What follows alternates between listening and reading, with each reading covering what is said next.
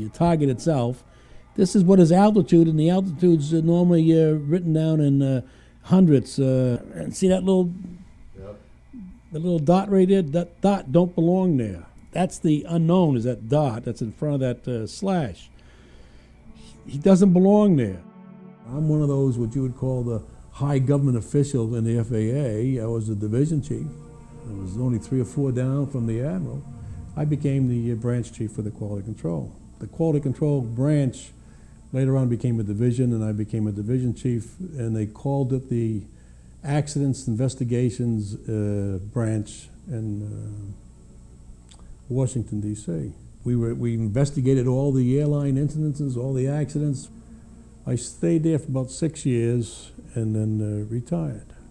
The way it started is there was a 747, a Japanese airline, 747, was coming from the northwest going across the Alaskan territory. And he was at either 31, 33, or 35,000 feet. And it was, I want to say around 11 o'clock at night, but you can check the real times. He called and asked the controller if the controller had any traffic at his altitude. And the controller said no. Basically, it was a midnight operation. They didn't have too much traffic. And he said, well, something like I have a target at my 11 o'clock or 1 o'clock position, about 8 miles. Now, in the 747, they have radar in the nose that picks up the weather outside there. So his radar is picking up a target. He sees this target with his eye, and the target, the way he described it, was a huge ball with lights running around it, and I think he said it was like 4 times as big as a 747. Well, on the day I'm doing PERs, I got behind, and I told the secretary not to bother me, I'm doing PERs. And a few minutes later, the phone's ringing, and then she wouldn't stop calling. So I asked what was going on. She says, you got to talk to the people in Alaska. So I said, all right. So I forgot who it was that called, but he says, we got a problem here. I don't know what to tell the media. The whole office is full of the media from Alaska. What's the problem? He says, well, it's that UFO. I said, what UFO? He says, well, last week we had a UFO chase a 747 across the skies up here for about 30 minutes or so, and we didn't think too much of it. He says, but apparently the word got out, and we have all these news people here, and we want to know what to tell them. So being an old government employee, I told him what you always tell them, is tell them it's under investigation, and then get all that data together. I wanted all the discs that they had and all the tapes that they had available, and flown overnight to the tech center at Atlantic City. But they called the military, and they told the military they wanted all their tapes. We also control, the FAA controls all the airspace above the United States and its territory. It doesn't belong to the military, doesn't belong to the guys shooting the rockets off. It belongs to the United States government, and it's controlled by the FAA. Nobody moves in this airspace unless we give them approval. So I told them to get the military's tapes and all their data and ship that down. Well, they called back an hour or so later, and they said the military said they were short on the tapes, and they had to put them back in service, and it's only been 12 days. So the administrator sent, my boss was the associate director, Harvey Safir. Sounds like safer, but it's Safir. Sent him and me to Atlantic City to look at this thing to see if he had something to worry about. So we went in and told him that we wanted this room set up to be just like it was in Anchorage, and we wanted all that data to come to this scope, and we wanted to see everything the controller seen. We wanted to hear everything he heard, and we wanted it all tied together, the radar, the digital radar, and the sound. Found out later that some of the people that were working on that side of the fence that were displaying this had already reviewed the tapes and didn't feel comfortable in showing us what was on there. But they ran it through.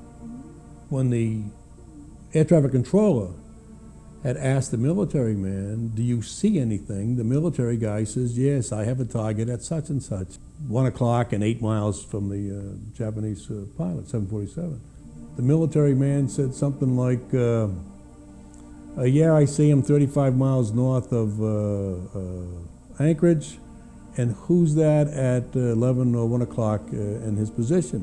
And FAA controller said, I don't have anybody. Do you have anybody? He said, it's not mine. And he came back and said, we have no traffic here. And a couple times during the operation, the Japanese pilot would say he's now at 11 o'clock, he's now at 1 o'clock, he's now at 3 o'clock. He was bouncing around, this guy here. And when he would say that, the military guy would cut in and say he's now at 2 o'clock or 3 o'clock, and he would confirm the position. The military controller has what they call height-finding radar, and they have long-range radar and short-range radar. So if they don't catch it on one of their systems, they catch it on the other. And if you listen to the military man, at one time he said, I have it on the height radar, or my range radar, whatever he called it, which indicated that he had a target on his system. Oz wouldn't record it. Well, they ran through for the best part of 31 minutes. The UFO would be in one position or the other, following our Japanese 747. After a while, they changed his altitude. It still stayed with him. They gave him a 360. When you're a 747, you make a 360, it takes you a few minutes to turn around. You cover a lot of space. It still stayed with him. It was either in the front, on the side, or behind him. 10, I approve 1628 to make deviations as necessary for traffic. The traffic stayed with 1628 through turns and descents in the vicinity of Fairbanks. I requested 1628 make a right 360. They would see that the target be at 1 o'clock and 7 or 8 miles, and then next it would be, in the next sweep, which would be like 10 seconds later, it would be behind him 7 or 8 miles, and it always stayed 7 or 8 miles away from the target when it was all done. And we went back to Washington the next day. The administrator had called down and wanted to know if he had a problem or not. And my boss had told him, well, we took a video of it, and it looks like there might have been something there. Well, his thing was, can you come up and give us a quick 5-minute rundown? What happened? So we go up to the 10th floor, and in the conversation of a 4 or 5 minute debriefing, the administrator, which was Ingen at the time, Admiral Ingen, he said, well, have you got that video with you? Can you show me the video? And I said, yeah. And then you just plug it in and play it. So we plugged it in for him. He started watching it, and after about 5 minutes, he told the staff, I cancel my, he had a meeting with someone in 15 minutes. He says, first he said, I'll be late, and then next it was cancel, and then I'm going to be here till this is over. So he watched the whole thing just over half an hour. When he got all, this was the administrator of FAA? The administrator of the FAA. We got all done. He says, what do you guys think? Well, I guess that's why he was the service director and I wasn't. He gave a good political answer that said he wasn't sure what it was. Didn't know if it was anything. So his take was, don't talk to anybody. Don't talk to anybody until I give you the okay. The next day, I got a call from someone with the scientific study group or the CIA, I'm not sure who it was the first time. And they wanted to know, they had some questions about the incident. And I had said, I don't know what you're talking about, you probably want to call the Admiral. A few minutes later, the Admiral calls down and says, I set up a briefing tomorrow morning at 9 or 10 o'clock, what it was. In the round room, bring all the stuff you have, bring everybody up there, and give them whatever they want. And we want to get out of it, just let them do whatever they want to do with it. So I brought all the people from the tech center. We went upstairs, we had all kinds of boxes of data that we had them print out, filled up the room. They brought in 3 people from the FBI, 3 people from the CIA, and 3 people from Reagan's scientific study team, and I don't know who the rest of the people were. But they were all excited. We gave them the video, let them watch the video. Then I had they had all kinds of questions about the frequencies, the rate of the antenna turning, on and on and on. How many radars, how many antennas, how's the data get processed. They were all excited the only way a man would be if that was his job. When they got done, they actually swore all these other guys into that this never took place. We never had this meeting, and this was never recorded. Now, what I tried to tell you before... Who said that? Who was saying this? This was one of the guys from the CIA, okay? That they were never there, this never happened. When I asked them at the time, I said, well, I don't know why you're saying this. I mean, if there was something there, and if it's not the stealth bomber, then you know it's a UFO. And if it's a UFO, why wouldn't you want the people to know? Oh, they get all excited over that. You don't even want to say those words. He said this is the first time they ever had 30 minutes of radar data on a UFO, and they're all itching to get their hands into the data and to find out what it is and what really goes. And if they come out and told the American public that they ran into a UFO out there, it would cause panic across the country, so therefore you can't talk about it. And they're taking all this data. So I said, okay, take all that data. That's what you want. Who took the data? Well, that group. I don't know who it went to, but that group took it. But they took only what we had there. They didn't ask me if there was anything else that I had. They said they're taking all this data. And I said, fine. Now, I had the original video that I took, and I had the pilot's report that came through, the first report, and I had the FAA's first report that was all downstairs on my table. They didn't ask for that, so I didn't give it to them. And later on, when I retired, that was the stuff that was in my office, and all that came with me, and we've been sitting on that ever since. So we watched the whole thing. Now, what happened at the end is as the Japanese 747 is leaving the airspace, there's a United coming up to land in Alaska. The controller says to the United, we've got a Japanese 747 up here that is being chased, followed by a UFO. We'd like you to check him out. Can we leave you at the altitude? And the United says, fine, or sure. And so they give him a left turn, 20 degrees or so, keep him at his altitude, and they kind of run him in toward the Japanese 747.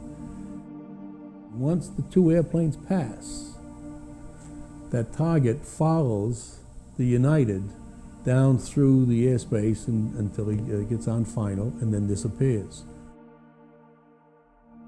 When they read the reports that come through, the FAA has to protect themselves, so you can't say you saw a target, even though this is what he said. So they made him change his report to position symbols, which makes it sound like it wasn't really a target. Well, if that's not a target, then a lot of the other position symbols that we're separating from aren't targets either. And when I read that, I thought, there's something fishy here, that somebody's worried about something rather than they're trying to cover up. When the CIA told us that this never happened and we never had this meeting, I believe it was because they didn't want the public to know that this was going on. Normally we would put out some type of a news release that such and such happened. That I think it was mysterious that the military tapes disappeared. It wasn't right. We went from 30 days to 15 days, and the first indication makes it look like it must have been a military operation that they were doing up there, or the military knew more than we did about who the visitors were, and they didn't want anybody else to know. And of course, the people that are involved at the lower levels don't really know what's going on above them. When someone calls up and says, put those tapes back in service, they just put them back in service. They really don't care. When they asked me what I thought, I told them that it looked like we had a UFO that was up there. The reason it wasn't on the FAA's tapes was because it was too large of an aircraft, and it was picked up as weather, so we wouldn't record it. That the pilot, the Japanese pilot, seen it. The Japanese pilot drew pictures of it. Eventually, they gave the Japanese pilot a hard time because of what he said. He was embarrassing his country. Our military controllers said they seen it. Our FAA controllers said they seen it. Our FAA controllers, after a period of time, came back and said they really didn't see a target. They saw something else, which makes it sound like somebody is helping them fill out their reports, and therefore that looks suspicious. During the period of 2030, I was on duty and I was working the D-50. I'm making this statement to clarify certain points in my original statement on November the 19th. This was January the 6th. My guess is, because of the way it was, it's not part of the military's operation anymore, that it was a UFO. But who do you tell that you were involved in a UFO incident without them looking at you like you ain't wrapped too tight? And this is, I think, is the way our country is set up now. If someone comes out and says, I saw a UFO on TV, the only ones that see a UFO in the TV programs are the rednecks out in the country that are going coon hunting or alligator hunting at night, you don't find anybody with any kind of smarts or some professional individual saying, hey, last night, let me tell you what I saw. They don't display that in the United States. So if you talk about seeing a UFO, you're putting yourself in a funny kind of a category. That's probably one reason why you don't hear about it anymore. As far as I'm concerned, I saw a UFO chase a Japanese 747 across the sky for over half an hour on radar. And see, all these little hits are something that they have to explain all the time. If you can go within it was a 10-second radar, so at 1 o'clock and 7 miles, you see them, and then 10 seconds later, or even not even 10 seconds later, it's less than 10 seconds, because when the system got southwest of the sweep got southwest of the Japanese 747, it picked them up again, so it would go from 1 o'clock, 7 or 8 miles to 6, 7 o'clock, 7 or 8 miles inside of 4 or 5 seconds. You have to be moving pretty quickly, and it's faster than anything that I know of in our government. It's 2:30, 6:50 something. Okay, we're right on time. We're close enough, I think. I've been involved in a lot of cover-ups with the FAA.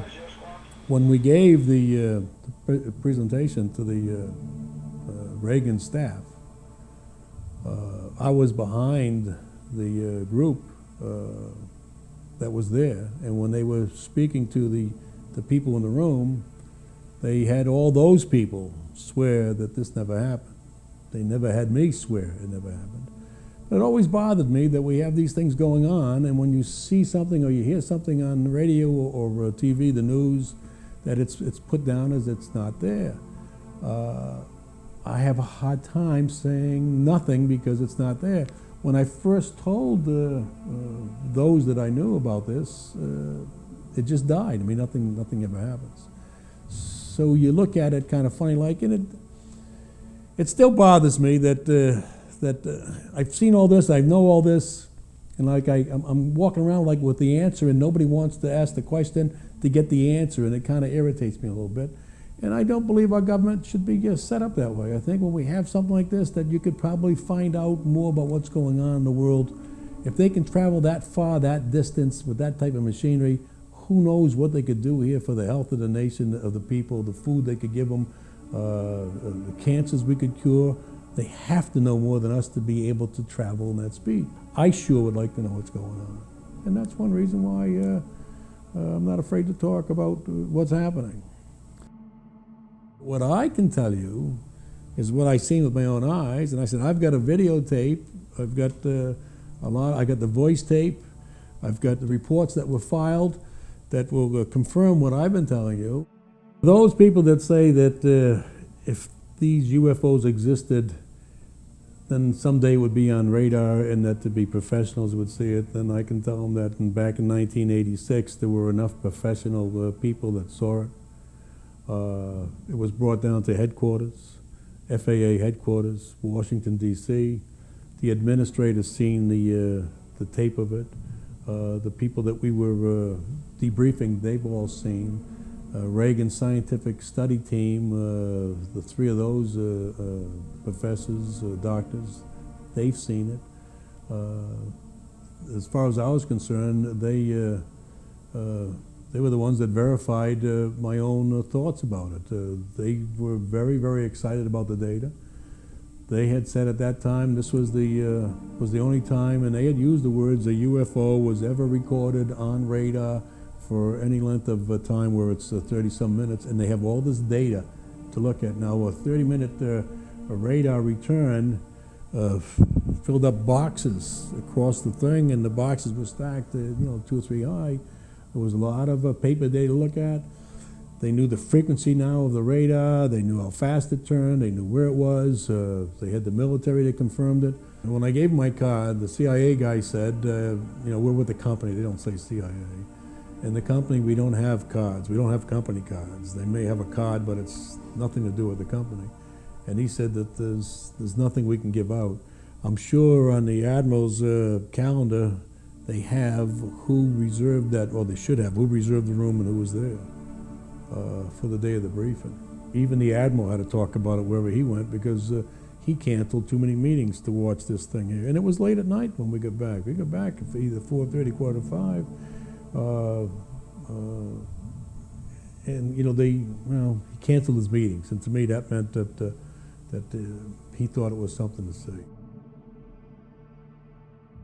We had a government investigator come by checking, just a few weeks ago, checking on an individual that we know for his security clearance with the CIA. And she's with the CIA checking on him to make sure he's an okay guy. And during this period of time, I had said, well, I've been involved with the CIA one other time, and oh, what was that? So when I started giving her this UFO thing, you could see her look, like she's in the room with two kooks, and like, can I get out of here safe? It's the only thing you can see on her face. And it was panic. And I'm thinking, that's the way the world, but I think that's the way the government wants the outside people to view those that have seen something like this, like they are kooks, they're not wrapped too tight, and you got to watch out for them. That's the image that they put out. I guess I really don't care about the image, but I do feel like they had something and that we've seen it.